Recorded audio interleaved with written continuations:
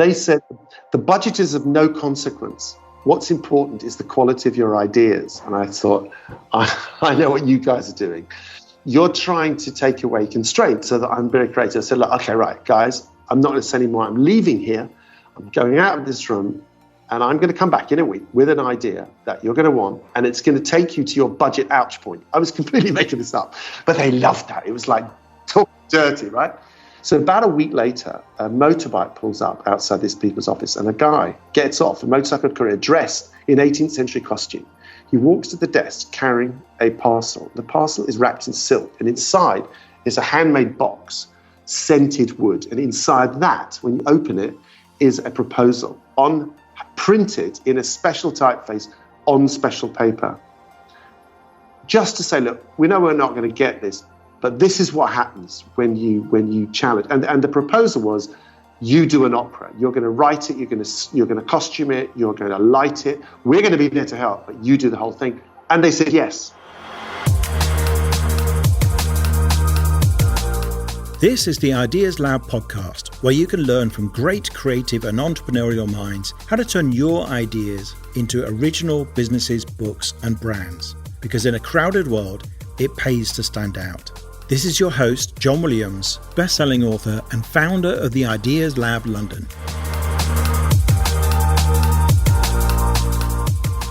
David Pearl is a polymath.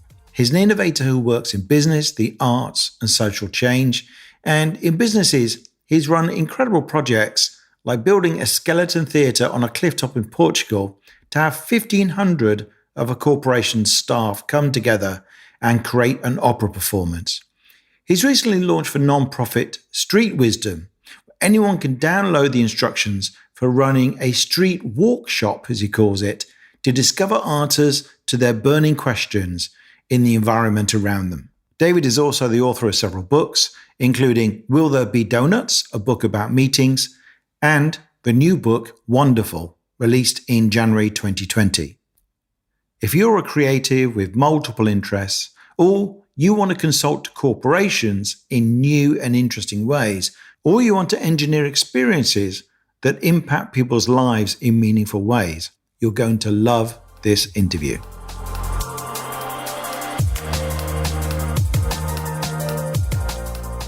Welcome, David. Thanks very much for joining us on the Ideas Lab podcast. My pleasure to be here with you. It's great. Yeah, well, there's so many things I want to talk to you about.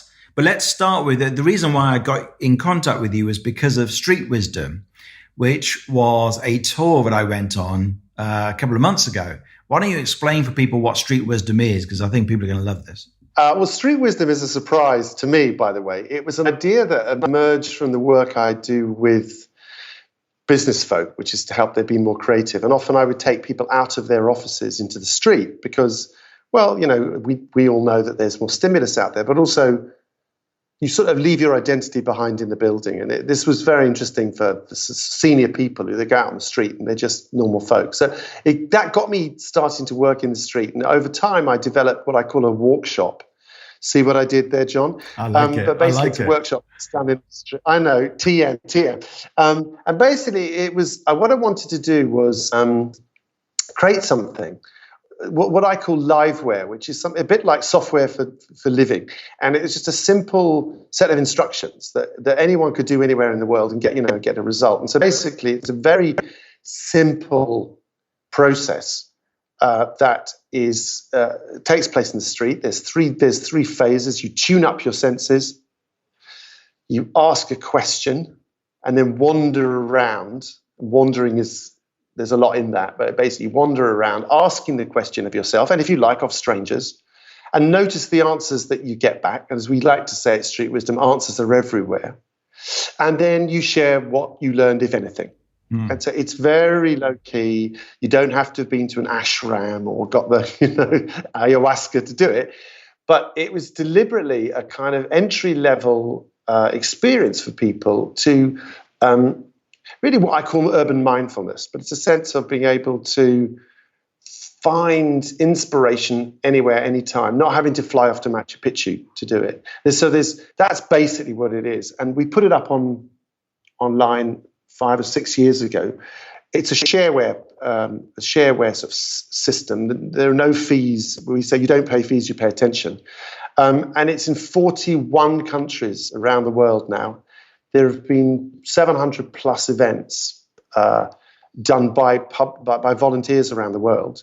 And not a penny's changed hands, which I'm very, if in this very transactional world, I'm very proud of that. And then the corporate world has really woken up to it, and now there are many clients who are now using it for various applications. That's Street Wisdom. Wow, I love it. So so many questions. So the interesting thing is, I did this process and I posed a question, and it was kind of some version of, what do I do next in my business? What's the kind of next big project I take on? And then I got quite an unexpected response. I went into, because there are like some simple rules, aren't there? One of them is like, go where you're drawn or something. And I was never really drawn into a bookshop when I was in Shoreditch. I mean, it's a really cool bookshop on Redchurch Street. And I went in there, saw loads of ideas, and it gave me what my solution, if anything, was suddenly to realize that if I just wrote a list of all the things I want to do before I die, and then come from that perspective in terms of where I want to go for my business, rather than, what's the big next marketing push or what's the big next, business initiative, then that will be more meaningful. And so I thought that was great. I suppose if you're spiritual, some people would read that as there are signs everywhere and the universe is giving you the signs, but you can also, I'm not particularly inclined that way. You can also take it as just like, like crystals need or pearl needs funny enough, needs a piece of grit to form. So you need some sort of stimulus from somewhere in the world, but then sparks things in your mind. Yeah, I mean, you've described it really well. In fact, I didn't need to write the book. I've just written a book about it called Wanderful, and you basically just summed it up. So I should just forget it. Don't bother. No, there's a bit more in it, but no, it's beautifully put. That what is nice is say less and let people have the experience they have, and as you say, there's a range of people from the more spiritual who will tell you that this is divine speaking to them or whatever it is, and at the other level, it's people.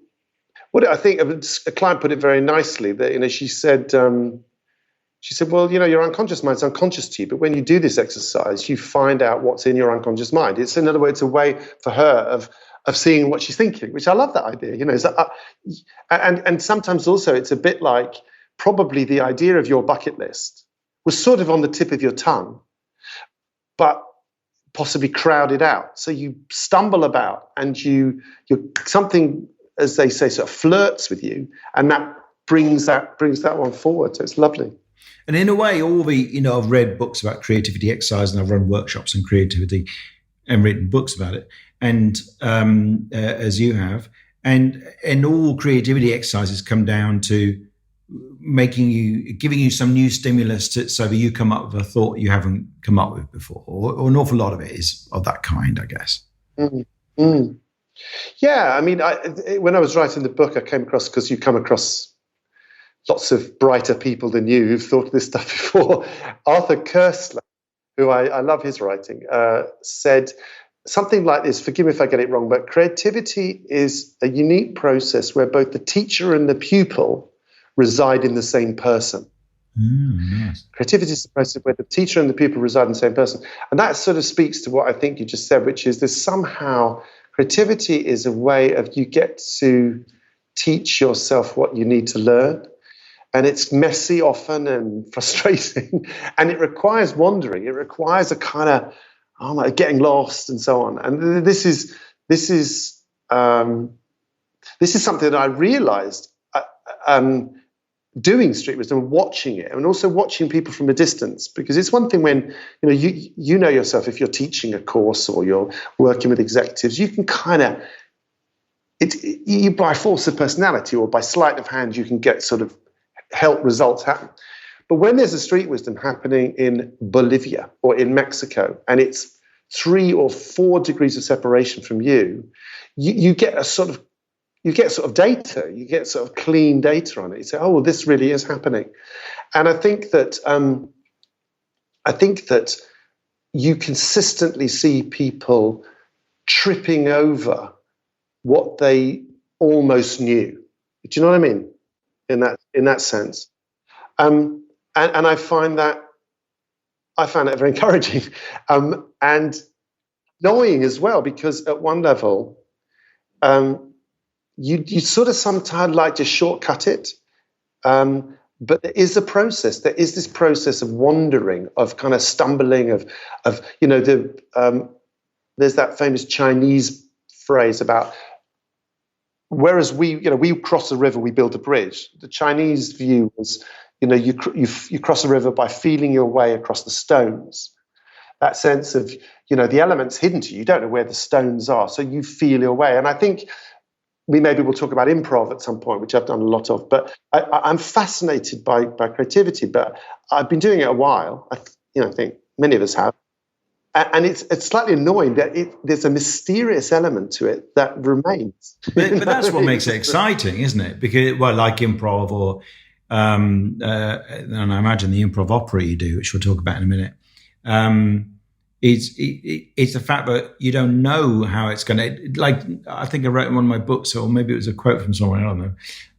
And I was quoting somebody. But nothing's exciting when you know what the outcome's going to be. It's only exciting when you don't know quite what it's going to be like. And that's why, fear and excitement go hand in hand. And then imagine, I've done a bit of improv, and I certainly feel fearful when I'm doing it. I don't know about you, but I've done it at a kind of, amateur level. Well, I mean, the thing is, we're doing it now. It makes me smile that improv, everyone's improving all the time. It's like everyone's being creative the whole time. But I don't want to be oversimplifying, but there is a skill to professional performed improv. But there is you and I, before this, I don't know if we should confess to the reader, you and I went through a little tap dance before we spoke, which is, I just checked in with you, do you want to talk about what we're going to talk about? And you said, well, no, let's wing it. And both of us are wingers. We like to wing it. But I think that also comes with, it's partly the type of people, like, there's some people just love to do that and others don't.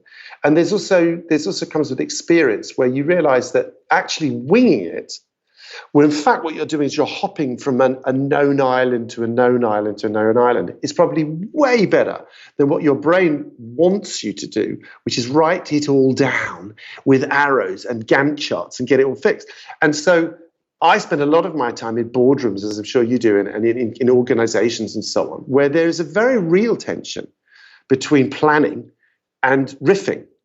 And it's there's the god Apollo, who's very set square, and there's Dionysus, who's a party animal, and let it happen. And I think those are principles that are in dynamic tension in human life. And I suppose that's why I spent a lot of time working with some of the very brilliant but very sort of logical thinkers. I do a lot of work with technology companies and manufacturing and nanotech, stuff that I know nothing about. But there's a sort of, they need somebody working with them who's kind of the opposite pull, if you know what I mean. No, that's just making me think about all sorts of other things. Esther Stanhope, a friend who maybe you've met her actually, but she works with lawyers, and she stands up and sort of says, like, what do people say about lawyers? And she writes down on flipboard and a flip chart, and they say, all these terrible things like boring and staid and, rip off and whatever else. And then she encourages them to see themselves a different way, and they absolutely love it. And they're thirsty for all that kind of stuff. And I'm sure a lot of them are just as creative as anybody else. So, so I wanted to ask about, I'm torn, you see, between the things I wrote down and wanted to talk about, and just doing a Joe Rogan and just, you press record and 3 hours later you press stop, which also can be interesting, but also sometimes I want to kill him. But, so one of the things I did want to go on to 3 hours of, I don't know, some topic I'm not interested about. So one of the things I wanted to ask about was, you touched on it earlier, but people might not have caught this. But StreetWisdom is open source. That means anyone can go to streetwisdom.org, download the kit, and start running StreetWisdom tours themselves. Is that right? Yeah.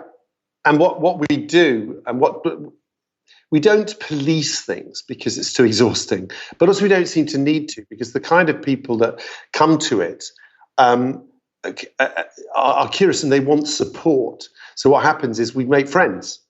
And someone comes on our site and they're in Mexico and they say, can I do one? And what they do is they post where they're going to do their workshop, and when. And in an Eventbrite kind of way, people can then jump on and add their names in. So we take off their shoulders the admin of it, and let them and support them to do the job of facilitating.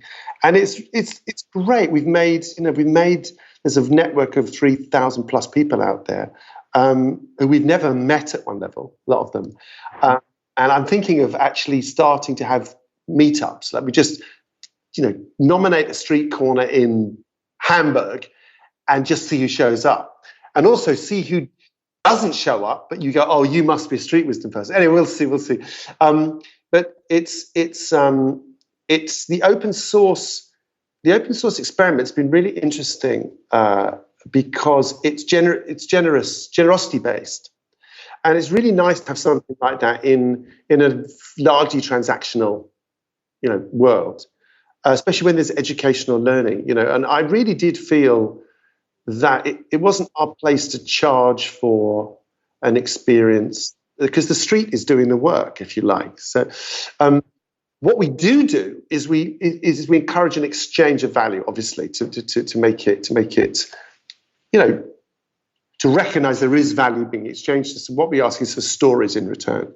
And what people do is they'll do a little paragraph or two story in a picture on the site, and that's so we've got a library of hundreds of stories, and they're great, very touching, and it's very encouraging to others to see that all sorts of different people do it.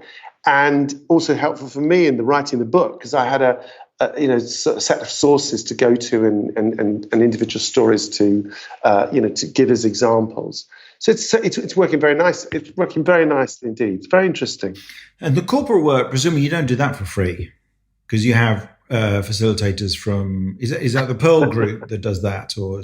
Well, when we do a StreetWisdom related events. So my day job is working with businesses in various ways, but and I'll be honest, I thought StreetWisdom initially was like way over there. It seemed to be a peripheral passion project, but it's come very much center stage in a funny way, because part of my creativity work, for example, is working. I've got this format called the Future Studio, and it's about particularly about large infrastructure projects or city reboots around the world, and that brings together crazy creatives, and we do sort of catalyze master plans and things.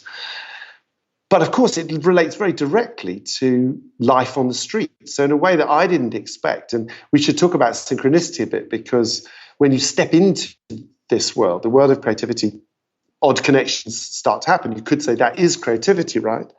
But when we work with businesses, the technology, if you like, remains free. But what we do is we charge for the customizing and the facilitation.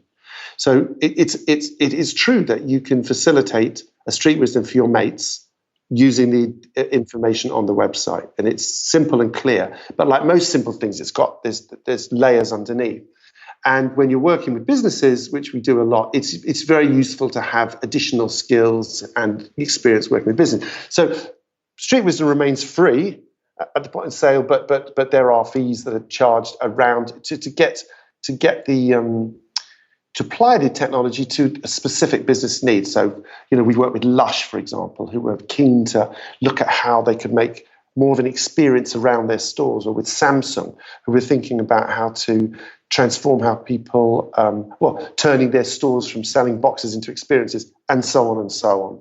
Which Google they have done. Have you been to Cold Drop's yard? Yeah, absolutely. Yeah. So Samsung has a fancy new brand spanking office that's in a weird shape, looks like a UFO, and it's kind of an experience center, which is So it worked. So that's interesting, and it's funny. It's in the. I'm kind of interested in that model because the reason I mentioned that is because a lot of people I know are really beginners in entrepreneurship, and they go, "Oh, that's great. I'll do street wisdom, or I'll do something that I want to do," and then we don't think about whether it makes money or not. And I quite like I see a lot of people, creative people, have a lot of success. I know it's not your main thing anyway, street wisdom, but with a sort of public thing that makes no money or maybe just washes its face financially, but which is so wacky, it promotes the corporate work, which is maybe a little bit more mainstream, but is very well paid. And so, Bumpus and Pa, who do amazing food projects, I interviewed for my first book. They do things like breathable cocktails in Covent Garden, and then some big corporation will hire them and do something amazing. And same with Odette Toilette is her stage name. I've forgotten it. Lizzie Ostrom, who does stuff around scent. She does these public workshops, which are, very affordable. And then she'll go and work for L'Oreal or somebody like that at corporate rates. So I just want I think it's quite an interesting combination, because your main business is the Pearl Group anyway, which is working with corporations and in boardrooms. But for other people to understand that you can do some quite out there public projects that are either very cheap or free, and then still make money because there is a corporate element to it. Is that, I don't know if it sounds like that wasn't particularly what you were thinking when you started Street Wisdom. You just did it because you wanted to do it. But it's a good thing to flag, I think, for people. And I endorse that 100%. I mean, I just add a few things to that, which is my. So I have a little bit of a reaction to what I've seen in the arts world, where what some people will do, and for totally understandable reasons, but they'll have their main passion. So let's say they're a theatre and they're really interested in contemporary theatre, whatever it is. That's really what they'll do. They start to think, oh, look, we better have a corporate offer, and we'll take that money and we'll stick it into the real stuff. And I think that's a way, but that is quite a crude model, I think, because it's people sniff that. What I think you're talking about, and what I think is more genuinely creative, is through the ages, people who've got a creative spark have looked in a quite mercenary way, including Beethoven, Mozart, and Shakespeare. Shakespeare died wealthy, we think. He was a smart businessman, and they looked for applications, places to do their work. And I think that's more and more what it's like. And it is true that there are different pay scales. But what I've noticed over time, that the people who are successful don't change that much when they're doing corporate or whatever. They're doing what they're doing, and they're adjusting to the context. And the other thing I would say, that so in other words, if you're a creative such as you described, try and be generous and compassionate across the board. Because if you say, oh, this is my real audience, and I'll work with you bastards because you've got loads of money. Oh, yeah. Just think about those people when they leave the office and walk in the street. They're your audience, right? So it's a construct. The other thing that I think is over the years has dawned on me is that the two things, the corporate world or business world, if you like, is a great place to find people.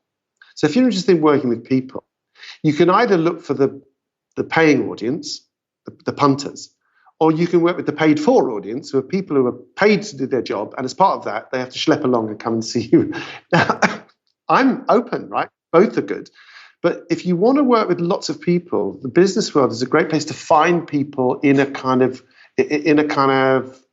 intentional situation. They all want to do something, and that can be quite powerful.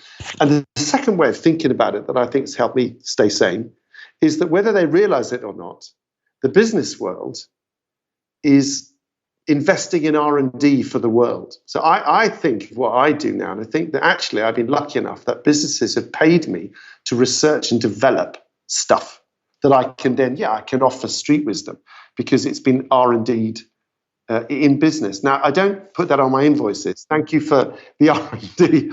But I think it's a reciprocal thing, because I think they're also learning. And I think that's a healthy way, perhaps, of thinking about different sectors.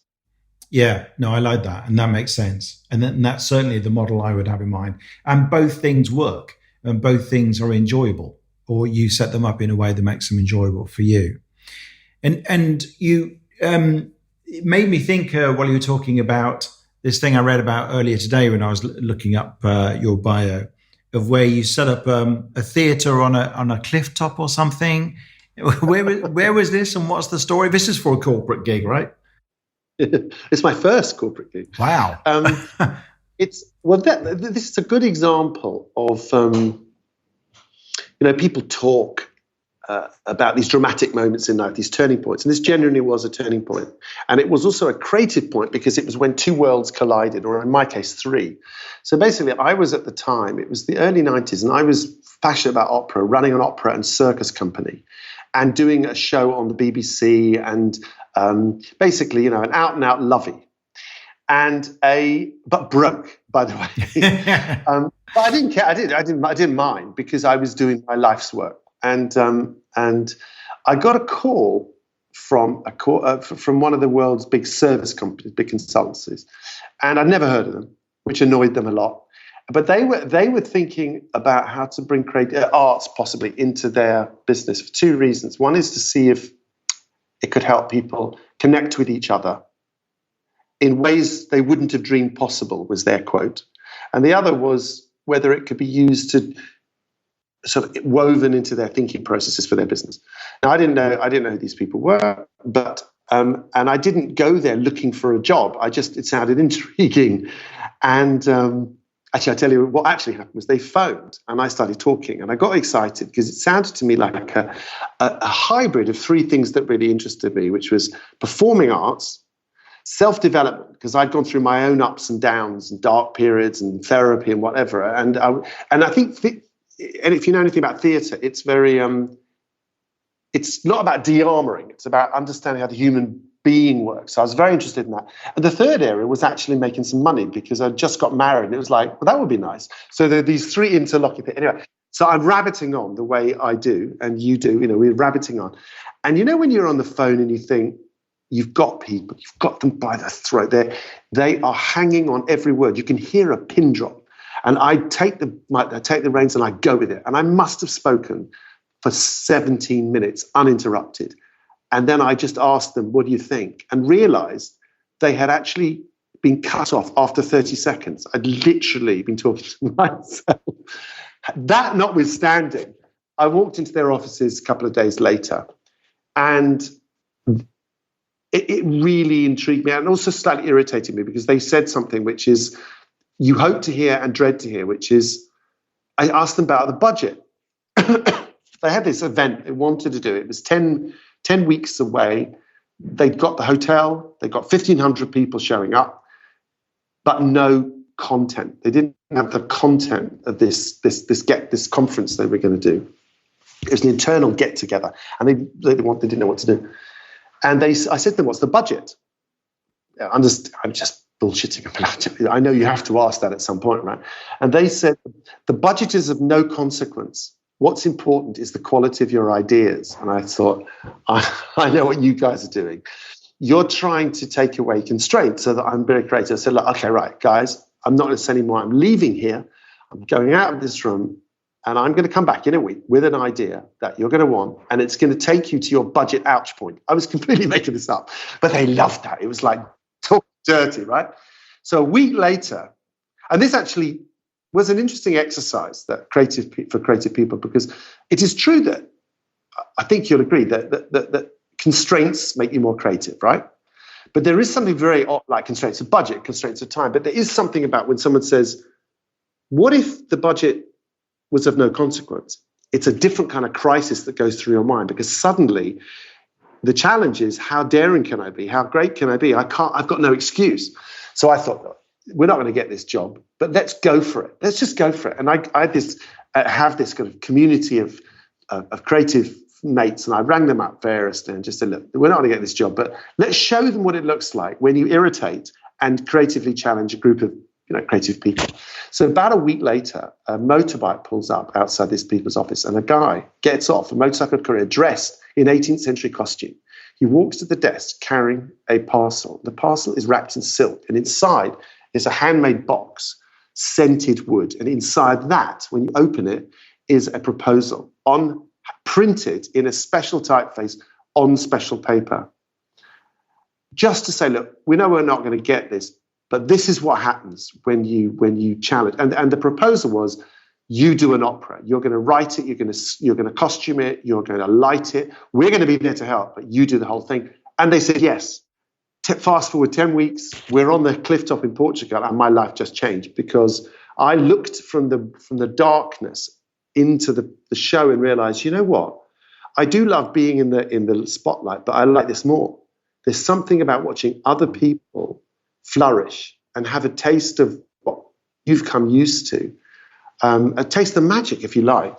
That was very, very rewarding, and also made some money. So that was wow. New people, I met my partner, and you know, it all makes sense in 2020 hindsight, but it was a serious zig. I want the balls to say to somebody, I'm going to go away and come up with something that's so amazing, and it will take you to your budget ouch point. I like that phrase.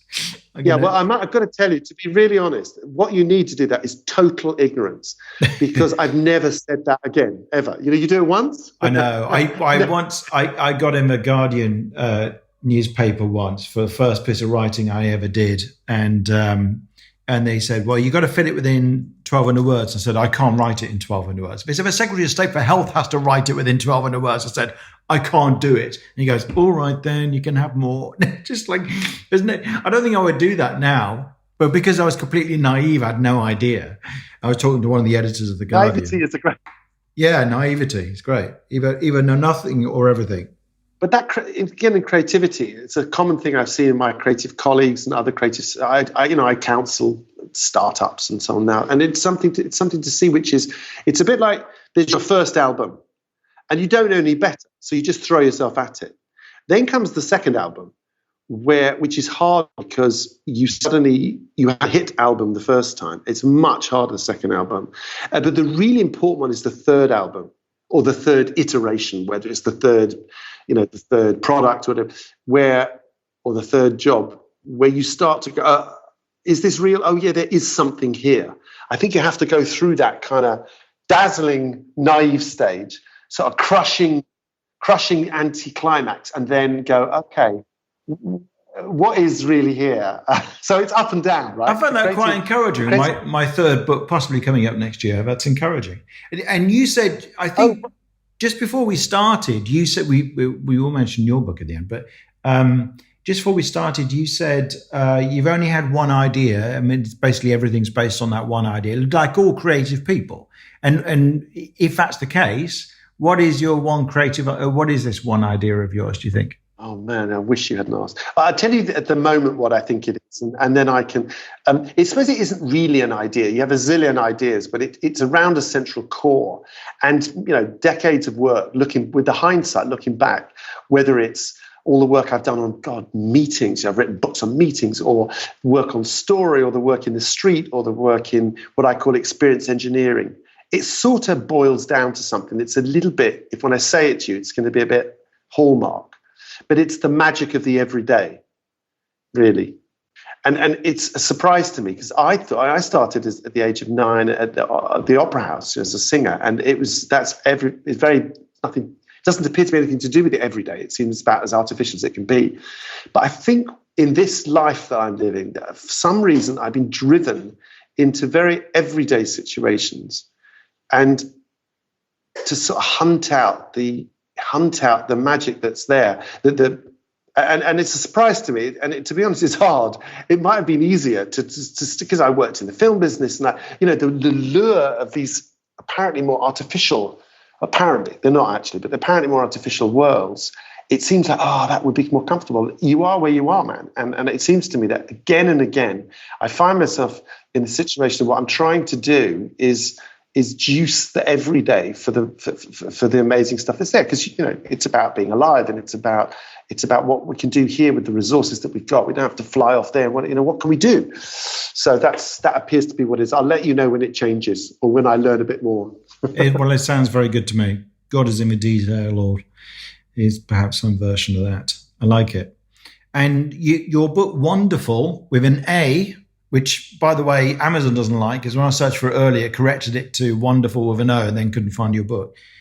but anyway, it is listed on Amazon as well as Unbound because it was published by you crowdsourced it on Unbound. Yeah. And at some point we must get John Mitchison in. I'd love to speak to him on the podcast. He's amazing. Oh, yeah, he's great. I have run into him a couple of times. He runs Unbound, which is the crowdsourced publisher. So it comes out on the 23rd of Jan, 2020, for those who are listening some point in the future. And that's about, how would you describe the book? It's the sort of backstory of Street Wisdom. If you took the Street Wisdom event and freeze framed it at certain points, I then plunged, for my own interest as well, into what's really going on. So, for example, part of Street Wisdom is about talking to strangers. So there's a whole chapter about, what's that about? What is a stranger and so on. It's a little sort of, and I wander through these subjects in a kind of, it's a book that's designed to browse through, really. Another one is embodied intelligence, like, the inner compass that you've got, the sat-nav of the soul, we call it. But, how is it that your body knows which way to go? Decision making. How do you slow down? What happens when tempo changes, and so on and so forth? Synchronicity. We talked a bit before. Why is it that synchronicity seems to increase on a street wisdom experience? What on earth is going on? So for me, it was partly a way of revealing some of the design, the substructure, but it's also an opportunity to go into amazing people and find out what they think. And interleave between it's done as a wander, so I'm wandering with the reader, and we turn left, we turn right and stuff. But in between, we bump into strangers, and these are people I've met on my journey who have inspired me or interesting folk. And so this Ken Robinson is one, and Charles Handy's another, and Susie Walker's another, Patricia Slawuta. So interesting, really amazing people. Nikita Mikhailov, and the psychologist and stuff. And we go for a wander, and you don't know who they are because you just see their back when you meet them. And then at the back of the book, you've discovered who they are. And it's just lovely. It's to hang out with strangers with interesting minds. Right. Oh, God, it sounds fantastic. I know Susie. And they all sound fascinating. So that's the book, Wanderful. If you want to find out about everything else you do, where's the best place to go? Well, streetwisdom.org is Street Wisdom, and mine is davidpearl.net, which is a kind of, how it is. It's your own site. It's instantly out of date, but it's got some interesting stuff on there, and it might be worth a browse. Yeah, and are you active on social media? Which one do you use most? Well, until the recent election, I was on Twitter. I'm weaning myself off there, but I've been introduced to this thing called Instagram, which I understand is the coming thing. And also, Instagram's great because, especially with the subtitle of the book is "Find the Wonder in the Everyday," every day. And it seems to me, as the writer of that, I better be doing that. So Instagram is pretty good at helping you capture the wonder of the everyday. Well, thank you, David. That's been absolutely fascinating. Tempting to go in front of a 2 hours as Joe Rogan would, but I won't today. But maybe another time. So I'd love to. Yeah. Okay. That'd be good. I'll hold you to that at some point in the future. Thanks very much. Thank you. Thanks for listening to this episode of the Ideas Lab podcast. Please do subscribe, and if you've enjoyed this episode, it would be great if you could leave us a review. You can get links and details of everything mentioned in the podcast in the show notes, along with photos and video clips from many of our episodes. Just go to theideaslab.org/podcast.